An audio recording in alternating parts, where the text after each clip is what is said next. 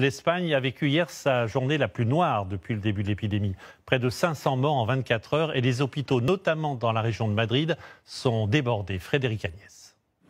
En urgence, ce centre des expositions se transforme en hôpital. Désinfection, lits de camp pour les malades les plus légers et à l'autre bout, des box pour les plus atteints. Là, à ma gauche, c'est la zone de tri.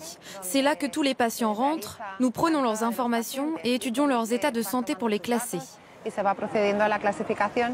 Pour l'instant, 220 patients sont pris en charge et 1500 lits sont déjà installés.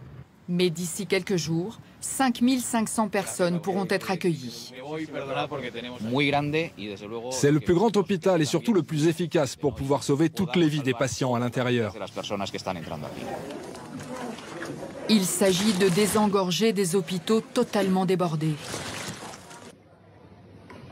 Ces vidéos ont été tournées il y a 2 ou 3 jours dans un hôpital de la banlieue de Madrid, la région la plus touchée d'Espagne. Impossible de prendre en charge tous les malades, impossible aussi pour les pompes funèbres de s'occuper de tous les morts. Alors cette patinoire de la capitale s'est transformée en morgue. Ce n'est pas un endroit pour les morts. Mais bon, il faut bien faire avec. On n'était pas prêts à vivre ça.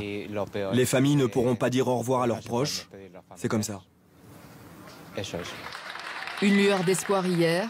Le premier patient guéri du coronavirus est sorti du centre des expositions. C'est un encouragement, une source d'espoir pour tous et nous espérons que nous pourrons libérer chaque jour davantage de patients qui rentreront chez eux et que tout reviendra progressivement à la normale. En Espagne, les habitants confinés soutiennent eux aussi les soignants et les sirènes des policiers hurlent pour les remercier. De quoi faire sortir de cet enfer ces hommes et ces femmes pendant quelques minutes.